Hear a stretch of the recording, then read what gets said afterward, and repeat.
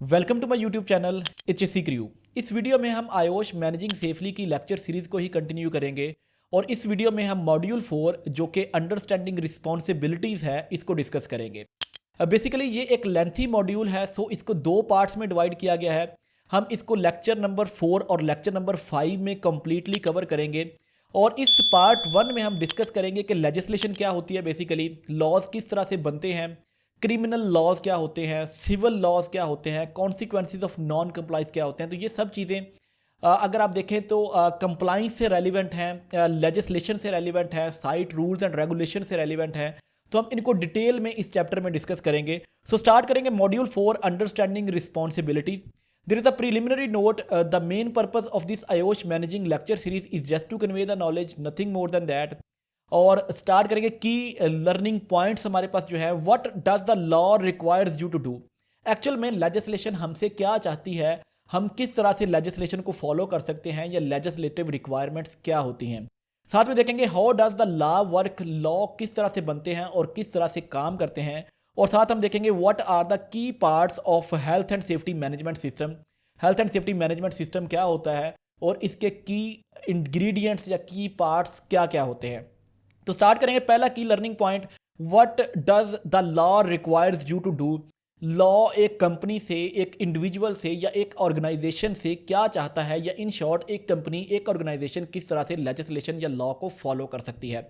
Next slide पे चलेंगे। As a manager you know you have health and safety responsibilities, but what is there to guide you. Simple is that एक company में जो health and safety manager, let's suppose that health and safety manager है, that person is solely, आप individually आप ये कह लें कि रिस्पॉन्सिबल है for managing health and safety.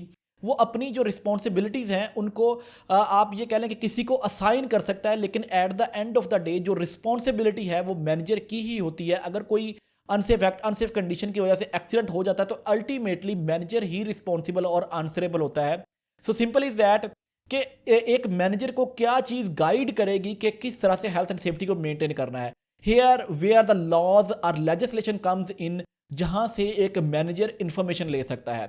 Going to the next slide, the law sets the boundaries within which companies must operate. तो simple is that एक मैनेजर कहां से इंफॉर्मेशन लेता है कि मैंने किस तरह से साइट को चलाना है, किस तरह से इंसिडेंट एक्सीडेंट्स को मिनिमाइज करना है, इंसिडेंट एक्सीडेंट होने की सूरत में क्या क्या लॉ की कॉन्ट्रोडिक्शन मुझ पे हो सकती हैं। तो ये सारी बाउंड्रीज बेसिकली लेजिस्लेशन या जो भी हमारे पास कंट्री स्पेसिफिक लॉज होते हैं ये सेट करते हैं। नेक्स्ट आता है the law attempts to be fair by requiring you का मतलब यहाँ पे मैनेजर है, to be responsible for reasonably foreseeable risk. अब रीजनेबली फोर्सेबल रिस्क को सबसे पहले हम डिस्कस कर लेते हैं। बेसिकली रीजनेबली फोर्सेबल रिस्क हम उस रिस्क को कहते हैं जिसको हम इजीली आइडेंटिफाई कर सकते हैं, या जो हमें अपेरेंटली नजर आ रहा होता है उसे हम रीजनेबली फोर्सेबल रिस्क कहते हैं। जैसा कि एक ट्रेलिंग केबल पर ही हो, कहीं फर्श के ऊपर पानी गिरा हो जिससे स्लिप का हैजर्ड है, ट्रेलिंग केबल से ट्रिप होने का हैजर्ड है। तो ये हमारे पास रीजनेबली फोर्सेबल रिस्क्स हैं। तो अब लॉ ये रिक्वायर करता है कि हमने इनको प्रॉपरली मैनेज करना है। अगर इनको हम मैनेज नहीं करेंगे तो हम कॉन्ट्रडिक्शन करेंगे, लॉ की वायलेशन करेंगे, ब्रीच ऑफ लेजिस्लेशन करेंगे, जिसके कॉन्सिक्वेंसेज हमें बाद में फेस करना पड़ेंगे। नेक्स्ट हम चलेंगे, according to the law employers are not responsible for issues they can successfully argue as not reasonably foreseeable. ऐसे रिस्क, ऐसे हैजर्ड्स जिनको अपेरेंटली आइडेंटिफाई नहीं किया जा सकता, या ऐसे मतलब कि अपेरेंट रिस्क्स और हैजर्ड्स नहीं है उस काम में, कोई एक्सीडेंट हो जाता है तो एम्प्लॉयर ये आर्ग्यू कर सकता है कि ये रीजनेबली फोर्सेबल रिस्क नहीं था, सो दैट्स वाई इसको असेस नहीं किया गया और इसके लिए कंट्रोल मेजर नहीं लिए गए।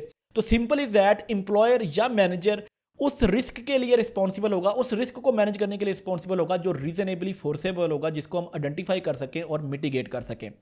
नेक्स्ट हमारे पास आएगा, there are 3 simple test to determine whether the risk is reasonably forcible.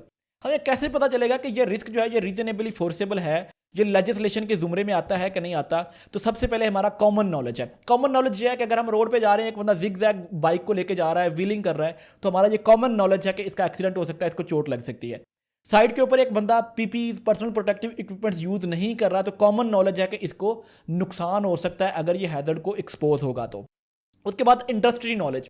Industry knowledge basically क्या होता है कि हमारे पास प्रोसेस से, मशीनरी से, या जो भी इक्विपमेंट वहाँ पे यूज़ हो रहे हैं उनका नॉलेज हम इंडस्ट्री नॉलेज कहते हैं। हमें पता हो कि इस मशीनरी को कैसे ऑपरेट करना है। अगर हमें पता नहीं होगा तो हम एक्सीडेंट को इनकाउंटर कर जाएंगे। तो इसे इंडस्ट्री नॉलेज कहते हैं। इससे भी हम रीजनेबली फोर्सेबल रिस्क को जो है वो आइडेंटिफाई कर सकते हैं। नेक्स्ट हमारे पास एक्सपर्ट नॉलेज आ जाता है। एक्सपर्ट नॉलेज आप ये कह लें कि डिजाइनिंग फेज में जो नॉलेज होता है या एक जो केमिकल रिएक्शन से रेलिवेंट होता है, रिएक्शन कनेटिक्स से रेलिवेंट चीज़ें होती हैं, जो हमारे पास प्लांट ऑपरेशन कनेटिक्स से रेलिवेंट चीज़ें होती हैं, उनका जो नॉलेज होता है उसे हम एक्सपर्ट नॉलेज कहते हैं। इससे भी हम आइडेंटिफाई कर सकते हैं कि हमारे पास कौन सी चीज़ें या कौन से हैजर्ड जो हैं ये रीजनेबली फोर्सेबल हैं और इनको हमने किस तरह से कंट्रोल करना है। नेक्स्ट स्लाइड के ऊपर चलेंगे।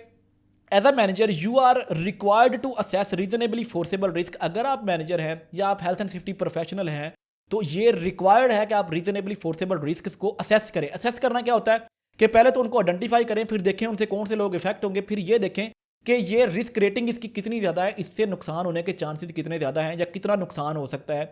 इसको रिस्क असेस करना बोलते हैं। And reduce the risk so far as is reasonably practicable. और रिस्क को उस लेवल तक हम लेकर आ सकें जहाँ पे नुकसान होने के या जहाँ पे हम सेफली काम कर सकें। इनफ कंट्रोल मेजर्स हम लगाएं, कॉस्ट और जो हमारे पास हैजर्ड है उसका हम बैलेंस लेकर आएँ कि इतनी हम उसके ऊपर कॉस्ट, एफर्ट और पैसा पुट करें कि जिससे हम रिस्क को इतना लो कर लें जहाँ पे काम करने के लिए वर्कर्स जो हैं वो सेफ हों, सेफ्टी के साथ वो टास्क जो है वो कंप्लीट कर लें। इसे हम रीजनेबली प्रैक्टिकेबल रिस्क बोलते हैं। तो हम स्टार्ट करेंगे नेक्स्ट स्लाइड हमारे पास, how does the law works. Law किस तरह से काम करता है, लेजिस्लेशन किस तरह से बेसिकली काम करती है। तो अगर किसी कंपनी में एक मेजर इंसिडेंट या एक्सीडेंट हो जाता है तो कंपनी को एक प्रोहिबिशन नोटिस दिया जाता है कि कंपनी अंडर इन्वेस्टिगेशन है, आप अपने प्रोसेसेस जो हैं उनको बंद करें। जब तक इन्वेस्टिगेशन नहीं हो जाती कि बेसिक रीज़न क्या थी, किस वजह से ये एक्सीडेंट हुआ है या कितना नुकसान हुआ है, ये सारी चीज़ों का आइडिया नहीं हो जाता, तब तक आप कंपनी के ऑपरेशन जो हैं उनको प्रोहिबिट कर दिया जाता है। नेक्स्ट चीज़, उसके बाद कोर्ट में उसका मतलब कि प्रोसीडिंग होती है। अब प्रोसीडिंग दो तरह की हो सकती है, एक क्रिमिनल लॉज होते हैं और एक सिविल लॉज होते हैं। सबसे पहले हम क्रिमिनल लॉज को देखेंगे। तो ऐसे लॉज जो कि पार्लियामेंट में जिसके ऊपर मतलब कि आप ये कह लें कि पार्लियामेंट से अप्रूवल होती है जिनकी, कि अगर ये गलती की जाएगी तो उसकी ये सज़ा होगी, उसका इतना फ़ाइन होगा, इतनी इम्प्रिजनमेंट होगी, ये सारी चीज़ें डिसाइड की जाती हैं और पार्लियामेंट इसके ऊपर वोटिंग या रेटिंग करने के बाद इनको लेजिस्लेशन में अडॉप्ट किया जाता है। तो first one is health and safety at work act 1974, HASAW भी इसको बोलते हैं। इसमें work place health and safety से रेलिवेंट काफ़ी सारे लेजिस्लेशन या लॉज या एक्ट्स बताए गए हैं कि अगर ये प्रॉब्लम एक कंपनी करेगी, एम्प्लॉय के साथ एक्सीडेंट हो जाता है तो उसको ये सज़ा या ये फाइन या ये इम्प्रिजनमेंट उसको होगी। सेकेंड वन इज मतलब लॉ में with the passage of time updates आती रहती हैं। The management of health and safety at work regulation 1999 भी एक लेजिस्लेशन है जिसमें डिफरेंट एक्ट्स हैं relevant to the worker safety, relevant to the incident accidents on the site. तो ये भी हमारे पास एक गाइडेंस है जिसको जो हेल्थ एंड सेफ्टी मैनेजर है या मैनेजर लेवल के जो कंपनी के लोग हैं इनसे गाइडेंस ले सकते हैं। Next is the work place health and safety welfare regulation 1992। Definitely ये भी एक लेजिस्लेशन है जो कि अप्रूव्ड है पार्लियामेंट से और इससे भी हेल्प ली जा सकती है in order to maintain health and safety in the work place. Then is reporting of injuries, diseases and dangerous occurring regulation 1995। Basically ये लेजिस्लेशन जो है या ये जो हमारे पास इसमें जितने भी एक्ट हैं ये रिक्वायर करते हैं कि अगर साइट के ऊपर कोई इंसिडेंट एक्सीडेंट हुआ है तो उसको प्रॉपरली रिपोर्ट करना है रेगुलेटिंग अथॉरिटीज़ को, फैमिली को, बाकी जो स्टेक होल्डर्स हैं। तो इसके बारे में जितनी भी इंफॉर्मेशन है वो रिडॉर या 1995 reporting of injuries, diseases, dangerous occurring regulation है। तो जितनी भी फर्स्ट एड से ऊपर की इंजरीज होती हैं इन सब को हमें रिपोर्ट करना होता है अथॉरिटीज़ को।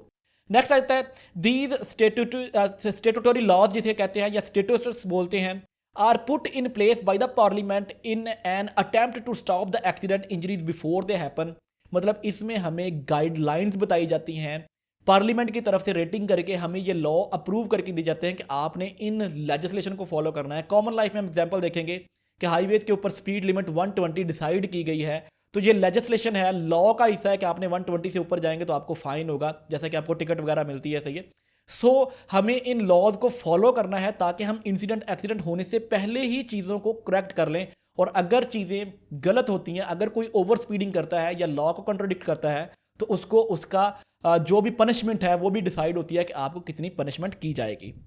नेक्स्ट हमारे पास आ जाता है in criminal laws the state must prove it case beyond reasonable doubt. तो रीजनेबल डाउट बेसिकली मैंने इसको नीचे एक्सप्लेन भी कर दिया है, means that evidence presented by the prosecution must be so convincing that there is no reasonable doubt in the mind of the reasonable person that committed the crime। मतलब कि आपने इस तरह से जो भी केस है उसको प्रेजेंट करना है, जो भी हमारे पास प्रोसिक्यूशन मतलब जिसका नुकसान हुआ है या प्रोसिक्यूशन जो भी प्रोसिक्यूशन साइड है उसने इस तरह से चीज़ों को हाईलाइट करना है कि बियॉन्ड द रीजनेबल डाउट के जो भी जिसके अगेंस्ट जो प्रोसीडिंग की जा रही है उसके सारे डाउट्स क्लियर हो जाएं।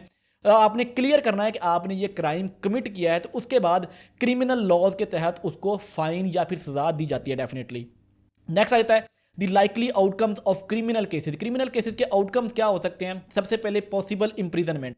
जो बंदा जिसकी वजह से जिसकी रिस्पॉन्सिबिलिटी थी उसने अपनी रिस्पॉन्सिबिलिटी फुलफिल नहीं की, एक्सीडेंट हुआ, नुकसान हुआ, उसको इम्प्रिजनमेंट हो सकती है, या फिर फाइन्स हो सकते हैं, या फिर रेमेडियल ऑर्डर जैसा कि एडवर्टीजमेंट लगाएं आप। रेमेडियल एक्शन क्या होते हैं कि ऐसा एक्शन कहना कंपनी को कि ये आप फोर्सफुली करें, जैसे कि एक कंपनी अपने ही बारे में इश्तिहार दे कि हमसे ये एक्सीडेंट हुआ था, तो इसे हम समटाइम रेमेडियल ऑर्डर भी कहते हैं कि अपने बारे में ये पब्लिश करें पूरी रिपोर्ट कि ये एक्सीडेंट किसकी नेग्लिजेंस की वजह से हुआ था।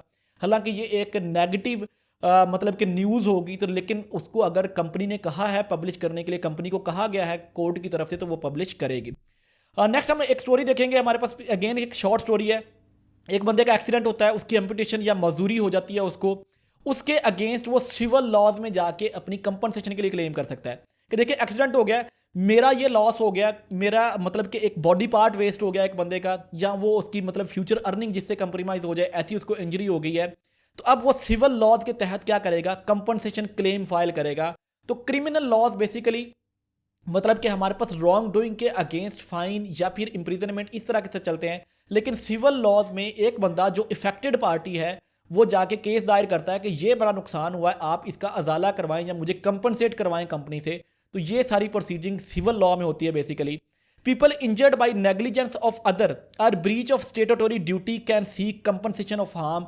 अगर एक बंदे को लगता है कि कंपनी ने ये रिसोर्सेज नहीं दिए, कंपनी ने हेल्थ एंड सेफ्टी को मैनेज नहीं किया, कंपनी ने मशीन सेफ्टी को मेंटेन नहीं किया, उसकी वजह से एक्सीडेंट हुआ, मुझे चोट लगी, तो वो कंपनी से कंपनसेशन के लिए सिविल लॉज के थ्रू प्रोसीड करेगा।